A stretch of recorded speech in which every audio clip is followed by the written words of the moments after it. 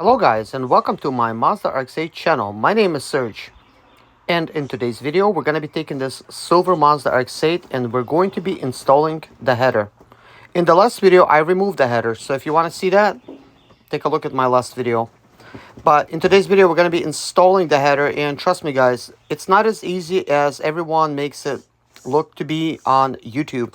I watched a couple of videos because I got stuck, and everyone just simply installs it and it's just like no problem. And I know everyone wants to be professional on YouTube. So here I have a thing where you install this prior to installing the O2 sensor.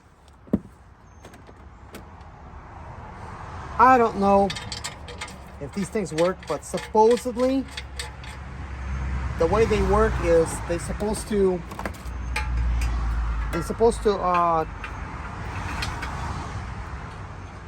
have your check engine light not come on when you do a decat. And let me remind everybody, this is an off-road car that I'm building. This is for the track, and I don't want my check engine light to be on anyways. I do want to clean this off before I install it though. So what I have here is 150 grit paper by 3M.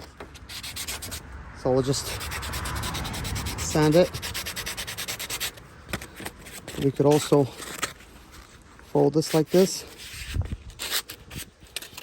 Fold it, I think, like 3 ways. And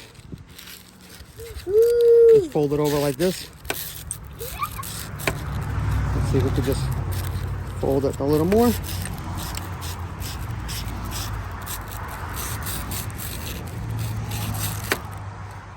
Wow, there's so much burn on it.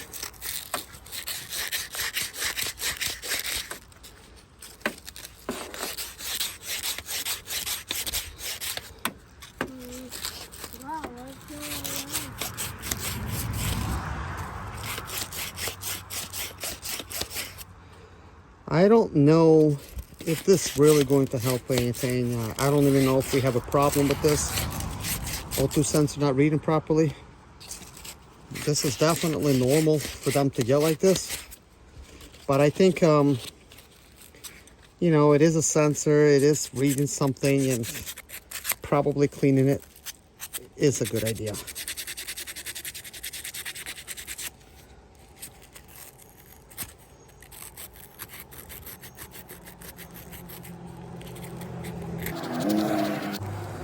But for the most part, I think the holes, that's where the sensor is. It's inside. So I think realistically, this ain't doing much, but looks. Nope, almost good enough.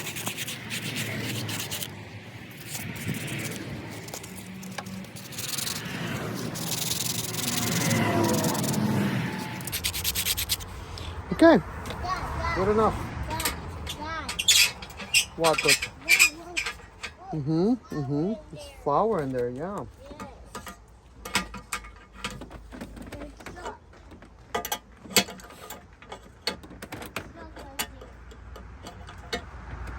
Let me see how good it is. So that's actually tight.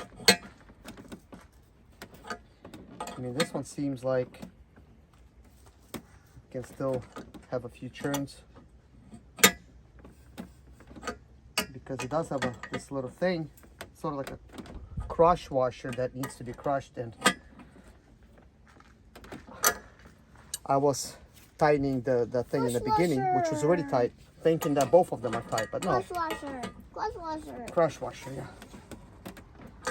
Okay, so that is good. Now it's time for me to install it. Okay, so the first thing we're gonna need to do is reach in there and pull off the old seal. And anytime you pull anything off, you know, observe the way it's installed. Make sure it's installed properly. This is the way it was installed. So this is the way we are going to install it. Dodge. That's good. That's good. So this does look like somebody recently replaced this. I think original seal is probably best, but we're going to use this one. This is what we have. This is what we're going to use. That was in a kit.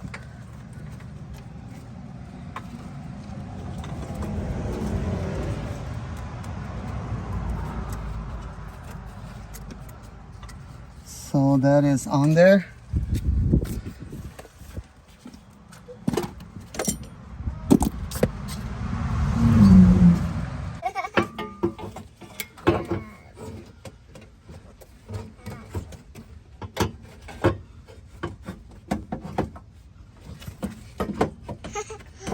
Dad, you are so funny. Dad, you are the ones. Oh, Dad, yellow looks yellow. Dad, maybe yellow will get some drinks. Dad. Good.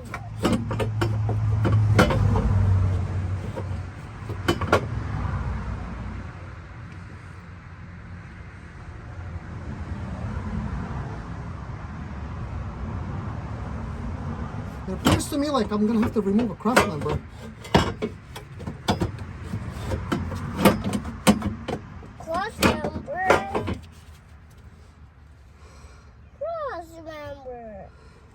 Who is this?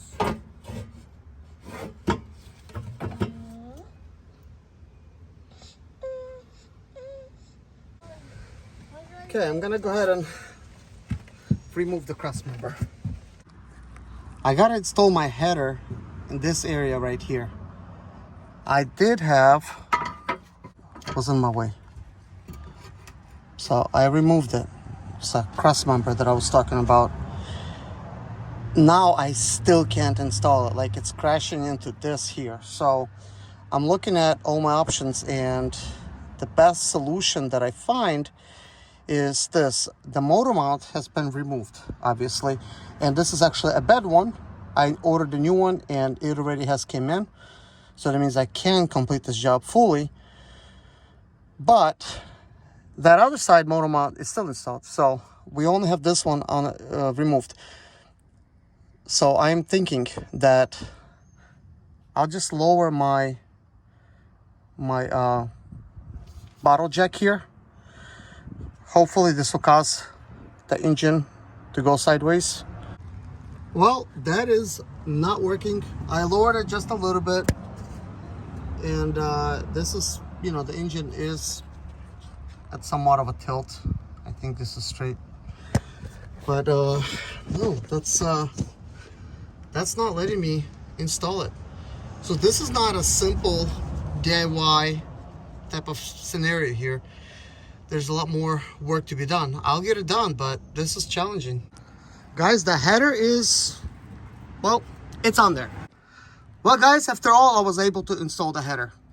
The way I actually installed it, I actually had to raise the engine up even higher. Let me show you how high I raised it.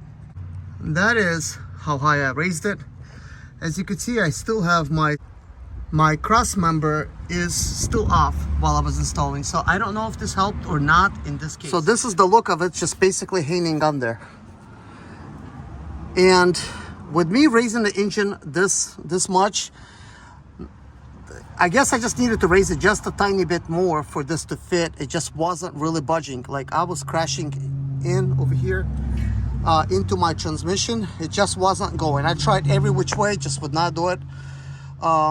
And raising the engine helped. Obviously lowering it's not going to help because now you have even a smaller passage, but raising it did. So I do have my O2 sensor. It's already on. I'll have to just fish it through there and you know, and connect it once I'm done. But anyway, it's time to put the bolts back on. So guys, when installing the nuts, it's important to note that upon installation, let's say like you already installed this right here, take a look. You're not gonna have much room to install that nut or that one for that matter. So it's very important that you slide this back a little bit. giving you a lot of room, and then squeezing that nut with your fingers. It's best probably with your fingers than gloves. That's why I'm removing my gloves. Squeeze it on there and make sure just, you know, just hand tighten it a little bit over there, and take a look at everything else you got to install, because that seems like it's going to be very challenging to install. So you might have to get in here with a wrench to install it. A ratchet may not work just because the pipes are going to be blocking it, so you'll have to kind of squeeze in here. But if you will leave them to be installed last, you're not going to be able to install them. And I'm not going to say ask me how I know, because I actually noticed before I actually started installing. I'm like, oh, I'm not going to be able to do this unless I install these first. So I wanted to make sure I let you guys know that. So now just hand tight. That little bolt, look, like it's just barely hand tight. I would not really be able to have any access. Like I try to reach it with my fingers, I'm not going to be able to have access. But now that I know that nut is on there, I'm going to be able to tighten it. Like in this one here, I'm able to just tighten it with my fingers. So that's already tight. But over here, I'm going to have to get my wrench in here because I cannot even start tightening. I observed everywhere else and it's not going to be challenging. So everywhere else is going to be fine. You just have to do these two first in the beginning. Guys, I watched a couple videos prior to installing from popular YouTubers for the Mazda RX-8 channels. Everyone just installed this in the breeze. Like nobody had issues whatsoever except me. And it looks to me like, yeah, I also have an eBay header. It seems like mine is very similar to those, and I'm thinking, did I buy a header that possibly does not fit? I don't know, because everyone did not have any issues. But I'm thinking, look, if you guys bought an eBay header, if you're having a difficult time, I want to make sure I'll be the first to point out that you will have a little bit of issues, and I got the solutions for you. So that I don't have to bore you, I already have tightened up all the bolts. I just want to show you the fitment. Look, this is an Icon wrench, which is actually a high quality wrench. It will not fit in here. You can go sort of like from the back and you can kind of get something. Right now I'm getting nothing, but the way you install it is this bolt needs to go in first. I could basically still kind of get a handle on it, but it's already beginning to slip on me just because at an angle that I am. But they do have other wrenches that's slightly bent. They would work in that case. So is a wrench that's bent would probably work over here as well. So you can kind of get around that and then just work it in. But you'll have to work in this little space over here. Just get your hands in there.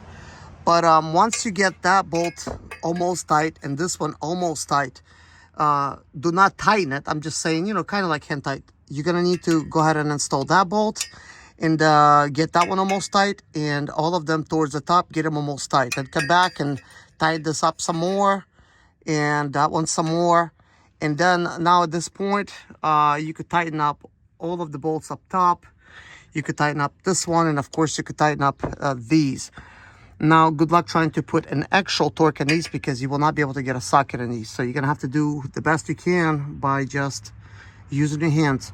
So technically this is not even tight yet. This is just sort of like hand tight at this moment. That one's a little bit more tighter, but you could also see there's a lot more thread showing on that one. This one, a little bit less thread. I need to either take a wrench that I don't particularly care for and grind down so that I could make it thin and make it fit in there. But it would have to be something that is also shaped in such a way so I could get it in there and place it correctly. But I'll have to figure that out right now. But I must say, this exhaust manifold looks pretty.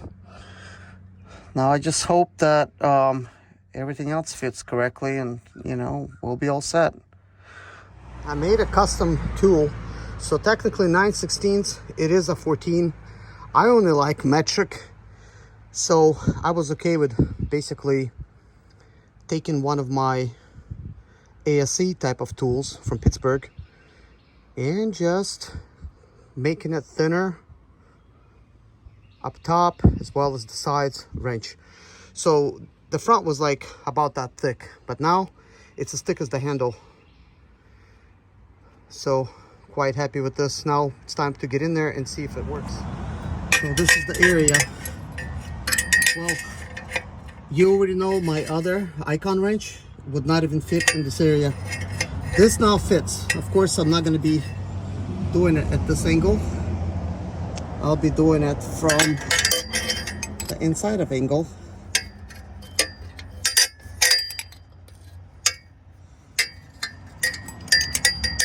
I need like a second hand to be able to do this, but long story short, it does actually fit into these tight spots. As you can see, like I'm actually able to tighten it. I was not able to do this with my other one, but I do need my second hand to be able to easily reposition this. See, I'm actually able to keep tightening this. So sometimes you just have to take one of your old non-brand wrenches, and Pittsburgh is a lifetime brand. I mean, if I had a worse one, I would. See, this is what happens when you just use it in one hand. I would have used the worse one, but I never buy bad wrenches. I mean, the worst ones I have is Pittsburgh and Quinn. That would be the worst, or Husky, whatever you know, pick your pick. But I think Husky, Quinn, Pittsburgh is good tools, to be honest. I do have Icon. Mainly, most of my stuff that I use is Icon. Very expensive investment. Probably not worth it, but they look cool. Guys, thanks for watching. This concludes the video. The header has been installed. Next, we're going to be installing mid pipe, also known as a decat, in the place of the catalytic converter. I already have a professional muffler system on here, which is like $1,500 one or even more. This is the brand name. It's Joe Bounds Pro Staff R Magic.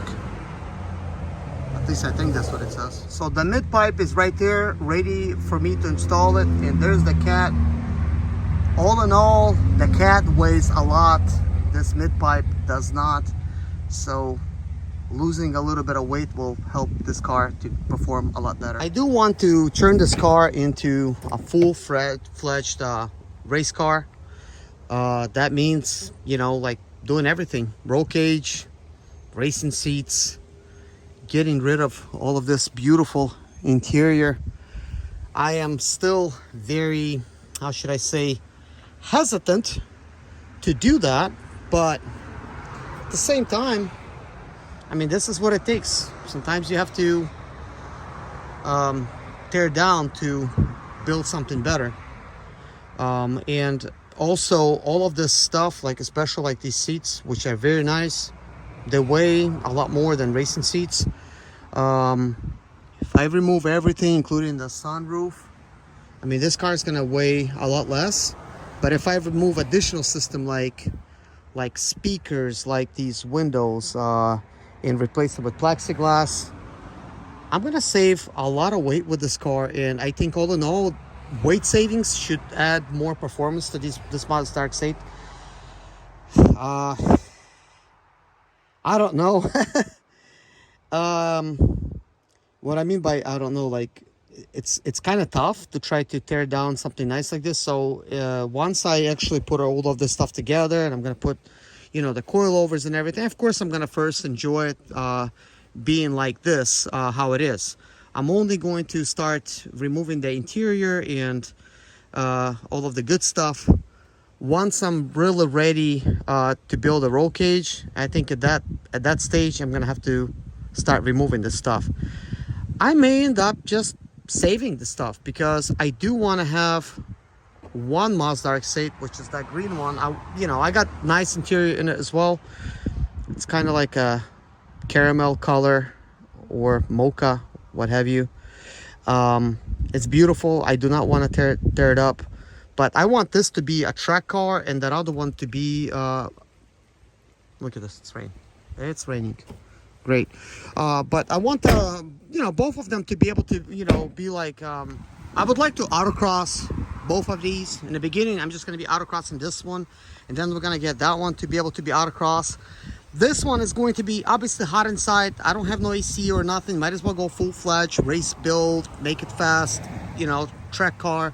But I'm gonna start off at autocross. So in the beginning, I'm just gonna use it like this, without no AC. But I'll just put the windows down, I guess. But this one, I'm gonna have all the amenities in it, and I'm just gonna, you know, enjoy it as a daily plus autocross.